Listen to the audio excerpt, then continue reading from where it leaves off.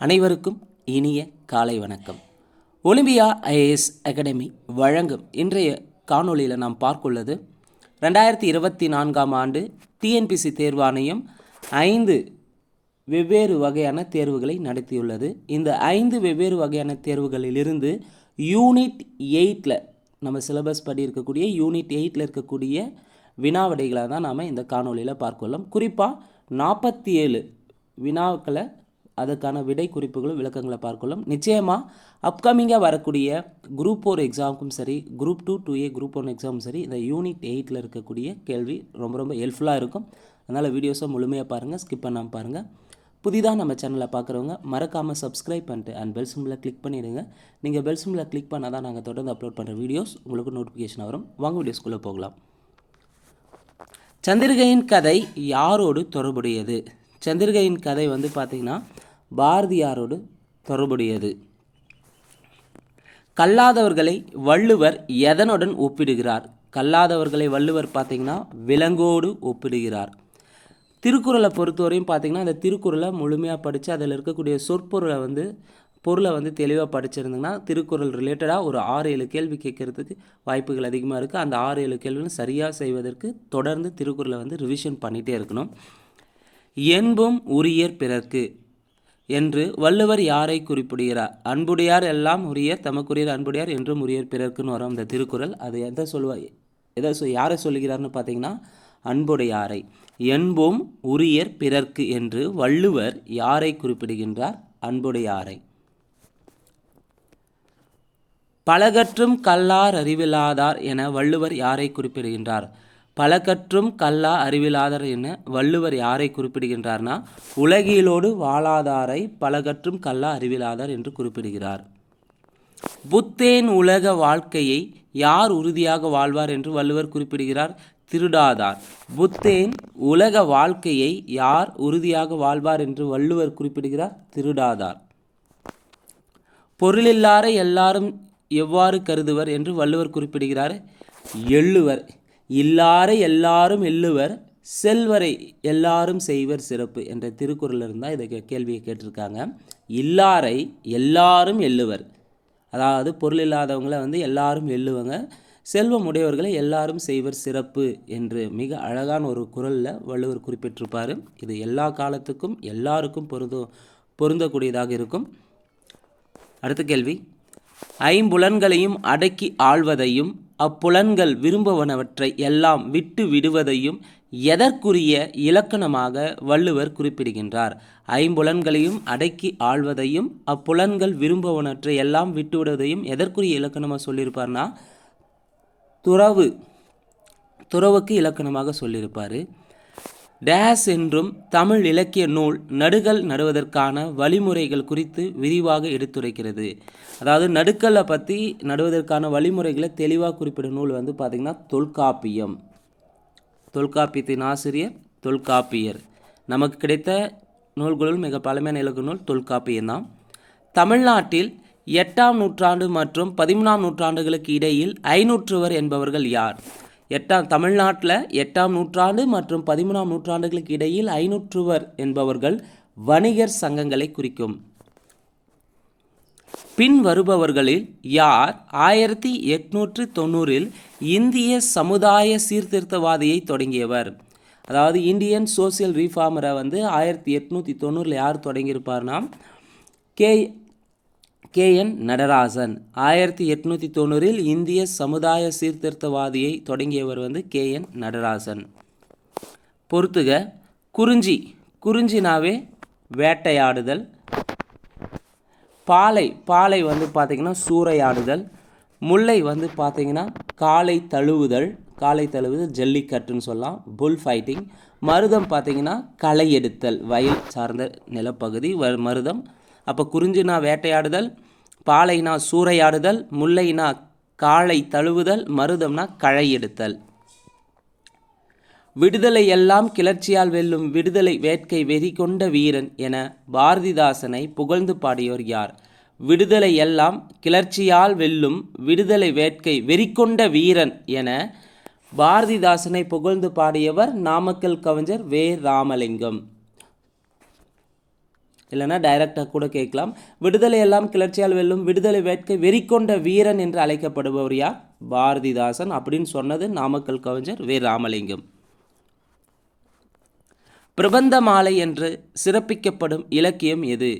பிரபந்த மாலை என்று சிறப்பிக்கப்படும் இலக்கியம் 11ஆம் திருமுறை தான். 11ஆம் திருமுறை வந்து பார்த்திங்கன்னா பிரபந்த மாலை என்று சிறப்பிக்கப்படுகிறது. மொத்தம் 12 திருமுறைகள் இருக்கும். CN அண்ணாதுரையின் எந்த புத்தகம் 1950ஆம் ஆண்டு தடை செய்யப்பட்டது? CN அண்ணாதுரையினுடைய ஆரிய மாயை என்ற புத்தகம் தான் 1950இல் தடை செய்யப்பட்டது. CN அண்ணாதுரை புத்தகம் ஆரிய மாயை என்ற புத்தகம் தான் 1950இல் தடை செய்யப்பட்டது. அடுத்த கேள்வி, பொறாமை, ஆசை, சினம், கடுஞ்சொல் ஆகியவற்றுக்கு இடங்கொடுக்காமல் வாழ்வதே சிறந்தது என்று திருவள்ளுவர் எந்த அதிகாரத்தில் குறிப்பிடுகிறார்? பொறாமை, ஆசை, சினம், கடுஞ்சொல் ஆகியவற்றுக்கு இடங்கொடுக்காமல் வாழ்வதே சிறந்தது என்று திருவள்ளுவர் அரண் வலியுறுத்தல் என்ற அதிகாரத்தில் சொல்லியிருப்பார். அப்போ திருக்குறளில் சொற்பொருளிலிருந்து கேட்குறாங்க. அடுத்து வந்து பார்த்திங்கன்னா குறளில் இருக்கக்கூடிய பொருள் ரிலேட்டடாகவும் கொஸ்டின் கேட்குறாங்க. அடுத்து அது எந்த அதிகாரத்தில் இடம்பெற்றுள்ளது அப்படின்றதையும் கேட்டிருக்காங்க, பார்த்துக்காங்க. நெக்ஸ்ட் கொஸ்டின், டேஸ் டேஸ் டேஸ் இவை இரண்டும் தெற்றென்ற மன்னவன் கண். மேற்காணும் குறளில் எவை இரண்டை திருவள்ளுவர் கண்கள் என கூறுகிறார்? ஒற்றும் நீதி நூலும். ஒற்றும் நீதி நூலும் தான் வந்து கண்கள் என்று கூறுகிறார். ஒற்றும் நீதி நூலும். நெக்ஸ்ட் கொஸ்டின், கனியிருப்ப காய்கவர்ந்தற்று என திருக்குறள் எதனை கூறுகின்றது? இனிய உளவாக இன்னாத கூறல் கனியிருப்ப காய்கவர்ந்தற்று. இனிய உளவாக இன்னாத கூறல் கனியிருப்ப காய்கவர்ந்தற்று. அடுத்த கேள்வி ஸ்டேட்மெண்ட்டில் வச்சுருக்காங்க. கூற்று காரணம். கூற்று, திருக்குறளானது இல்லறத்தையும் மகளிரின் கற்பு திறத்தையும் சிறப்பித்து பேசுகிறது. கூற்று என்ன பார்த்தீங்கன்னா, திருக்குறளானது இல்லறத்தையும் மகளிரின் கற்பு திறத்தையும் சிறப்பித்து பேசுகிறது. காரணம், இப்பண்புகள் மனு தர்மத்துக்கு புறம்பானவை.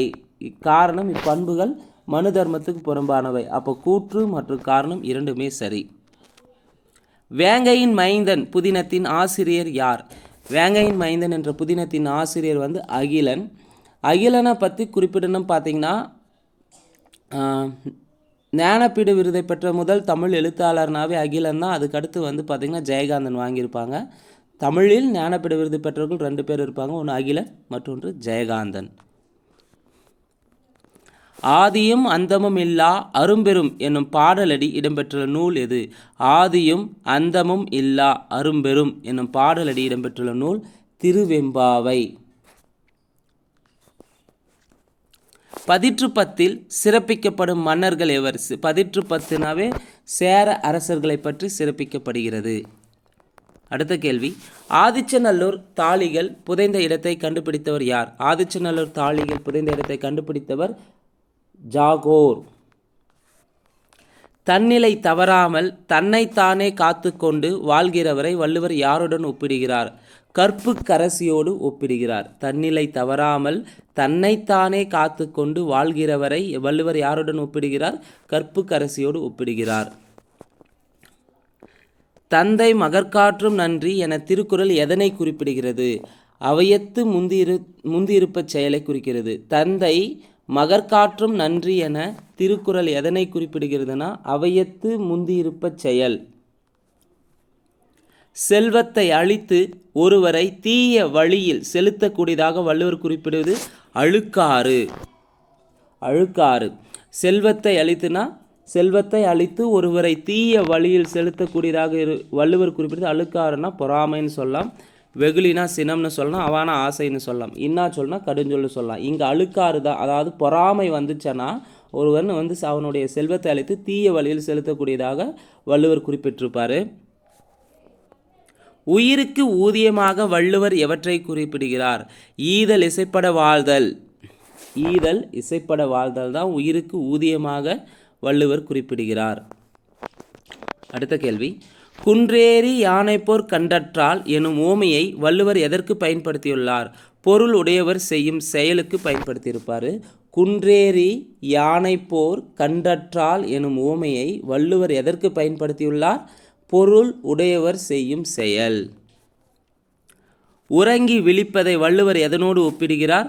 உறங்கி விழிப்பதை வள்ளுவர் பிறப்போடு ஒப்பிடுகிறார்.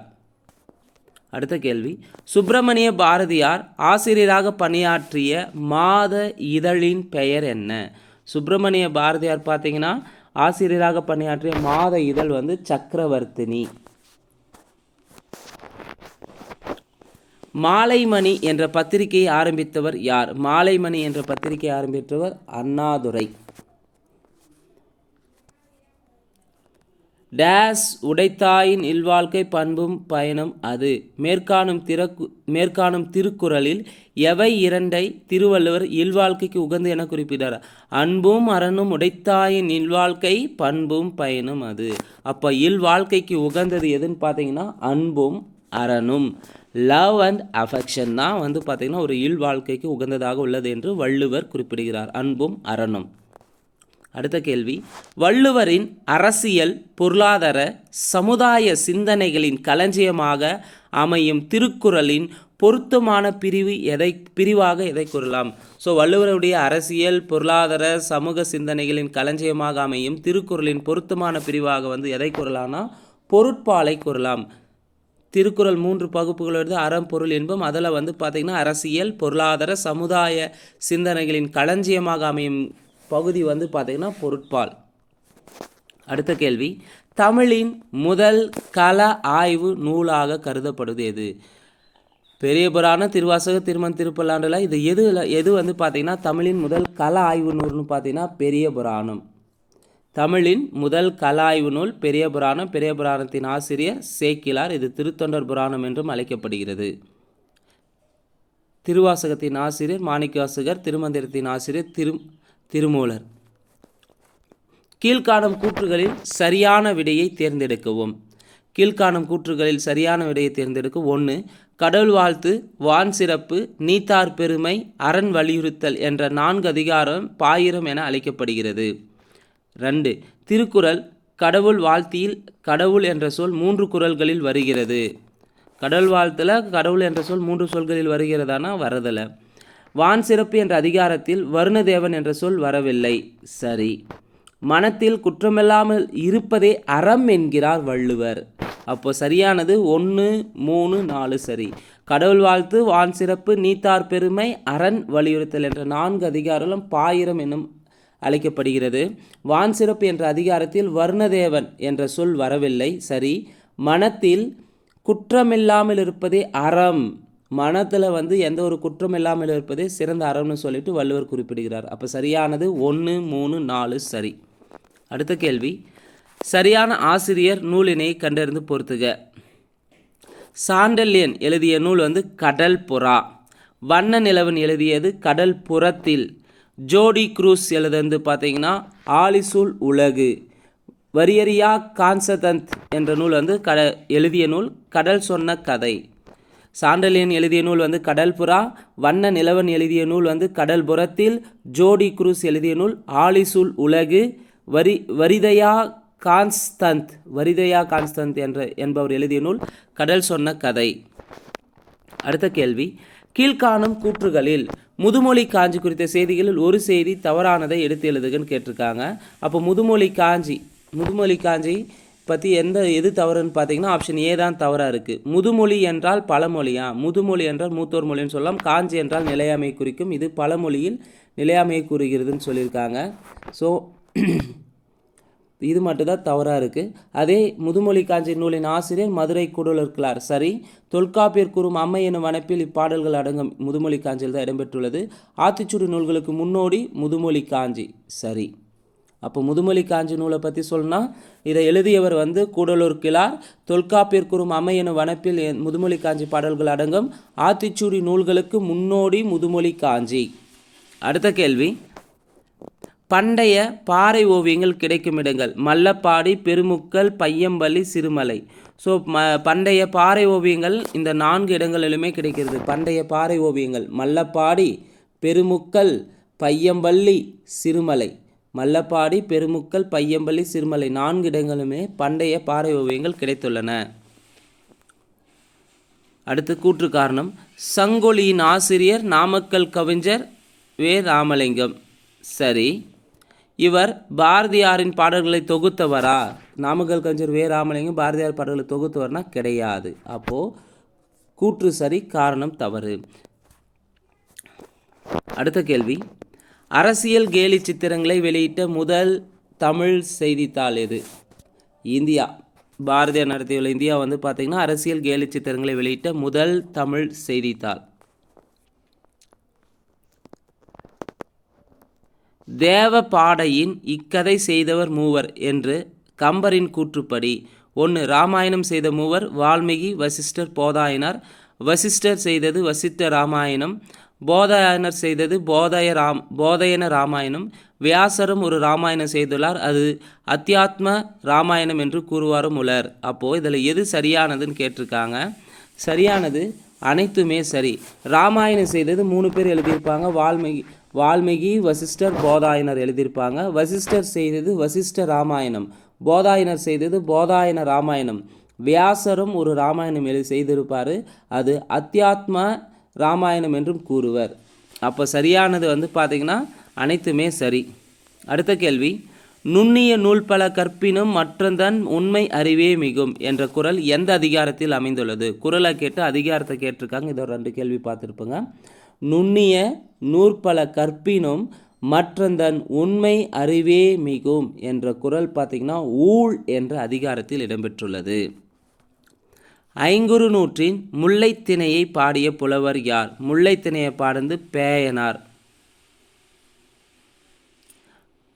குறிஞ்சித்திணை கபிலர், முல்லைத்திணை பேயனார், மருதத்திணை ஓரம்போகியார், நெய்தல் திணை அம்மோனார், பாலைத்திணை ஓதலாந்தையர் பாடியிருப்பாங்க.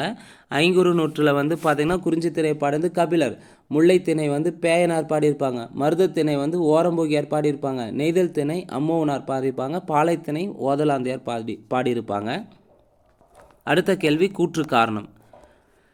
பா. ஜீவானந்தம் சுயமரியாதை பொது உடைமை கட்சியை ஆரம்பித்தார். கூற்று என்னன்னு பார்த்தீங்கன்னா, பா. ஜீவானந்தம் அவர்கள் பார்த்தீங்கன்னா சுயமரியாதை பொது உடைமை கட்சியை ஆரம்பித்தார். காரணம், அரசு பணிகளில் வகுப்பாத பிரதிநிதித்துவத்தை பெற திட்டம் வைத்திருந்தார். ஸோ பார்த்தீங்கன்னா இதில் கூற்று சரி, காரணம் தவறு. கூற்று சரி, காரணம் தவறு. அடுத்த கேள்வி, தொடரை பொருளோடு பொருத்துக. முந்த இருந்து நட்டோர் கொடுப்பினும் நஞ்சு முன்பர் நனி நாகரிகர். நீரின்றியமையா உலகம் போல, நீரின்றியமையா உலகம் போல காதல். அல்லில் ஆயினும் விருந்துவரின் உவக்கும், அல்லில் ஆயினும் விருந்துவருக்கும் கற்பின் மெல்லியல். சாதல் அஞ்சேன் அஞ்சுவது சாவில் பிரிவு அச்சம். சரியானது ஆப்ஷன் சி. முந்த இருந்து நட்டோர் கொடுப்பின் நஞ்சு முன்பர் நனி நாகரிகர். நீரின்றி அமையா உலகம் போல காதல். அல்லில் ஆயினும் விருந்துவரின் ஊக்கம் கற்பின் மெல்லியலை குறிப்பிடுகிறது. சாதல் அஞ்சேன் அஞ்சுவது சாவில் பிரிவின் அச்சத்தை குறிப்பிடுகிறது. அடுத்த கேள்வி, பாடலை படித்துவிட்டு பொருத்தமான விடையை தேர்வு செய்க. வள்ளுவர் செய் திருக்குறளை மறவர நன்கு உணர்ந்தோர்கள் உள்ளவரோ மனுவாதி ஒரு குலத்துக்கு ஒரு நீதி. 1. இந்த பாடலை பாடியவர் பே. சுந்தரனார். எல்லா சாதியினருக்கும் பொதுநூல் திருக்குறள், மனுநீதி எல்லா சாதிக்கும் பொதுவானதில்லை, பிறப்போக்கும் எல்லா உயிர்க்கும் என்ற குறளோடு இந்த பாடல் வரி பொருத்த முடியது. இந்த பாடல் மனோன்மணியம் என்னும் நாடக நூலில் இடம்பெற்றுள்ளது. ஸோ இந்த கேள்விக்கு அனைத்துமே சரி. என்ன சொல்லியிருப்பார்னா, மனோன்மணியம் பேராசிரியர் சுந்தரனார் என்ன சொல்லியிருப்பார்னா, வள்ளுவர் செய் திருக்குறளை மறவர நன்கு உணர்ந்தோர்கள் உள்ளுவரோ மனுவாதி ஒரு குலத்துக்கு ஒரு நீதி. இந்த பாடலை பாடந்து பேராசிரியர் சுந்தரனார். எல்லா சாதியினருக்கும் பொதுநூல் திருக்குறள், மனுநீதி எல்லா சாதிக்கும் பொதுவானதில்லை, சரி, பிறப்புக்கும் எல்லா உயிர்க்கும் என்ற குறளோடு இந்த பாடல் வரி பொருத்த முடியாது, சரி. இந்த பாடல் மனோன்மணியம் நூலில் நாடக நூலில் இடம்பெற்றுள்ளது. ஸோ அனைத்துமே சரி. அடுத்த கேள்வி, மண் திணி ஞாலத்து வாழ்வோர்க்கெல்லாம் உண்டி கொடுத்தோர் உயிர் கொடுத்தோர் என்றுரைக்கும் காப்பியம் மணிமேகலை. மண் திணி ஞாலத்து வாழ்வோர்க்கெல்லாம் உண்டி கொடுத்தோர் உயிர் கொடுத்தோர் என்று குறிப்பிடும் நூல் வந்து மணிமேகலை. மணிமேகலையின் ஆசிரியர் சித்தலை சாத்தனார். சிவக சிந்தாமணியின் ஆசிரியர் திருத்தக்க தேவர். சிலப்பதிகாரத்தின் ஆசிரியர் இளங்கோவடிகள். குண்டலகேசியின் ஆசிரியர் நாதகுத்தனார். அடுத்த கேள்வி, கற்பூரம் நாருமோ கமலப்பூ நாருமோ திருப்பவள செவ்வாய்த்தன் தித்தித்திருக்குமோ என்று பாடியவர் யார்? கற்பூரம் நாருமோ கமலப்பூ நாருமோ திருப்பவள செவ்வாய்த்தான் தித்தித்திருக்குமோ என்று பாடியவர் ஆண்டாள் பாடியிருப்பாங்க. ஸோ இந்த வீடியோவில் பொறுத்தவரையும் பார்த்தீங்கன்னா 47 கேள்வி unit 8 group 4 syllabus and group 2 syllabus group 1 சிலபஸில் கண்டிப்பாக வந்து பார்த்தீங்கன்னா இந்த யூனிட் 8 ரிலேட்டடான கொஸ்டின்ஸ் வந்து கேட்குறாங்க. ஸோ இந்த வீடியோ கண்டிப்பாக நிச்சயமாக அப்கமிங்காக வரக்கூடிய எல்லா போட்டித் தேர்வுகள் பயனுள்ளதாக இருக்கும். இந்த வீடியோ உங்களுக்கு பிடிச்சிருந்தா லைக் பண்ணுங்கள், கமெண்ட் பண்ணுங்கள், மறக்காமல் டிஎன்பிஎஸ்சி எக்ஸாமுக்கு ப்ரிப்பேர் பண்ணுற உங்கள் ஃப்ரெண்ட்ஸ்க்கு ஷேர் பண்ணுங்கள். நன்றி, வணக்கம்.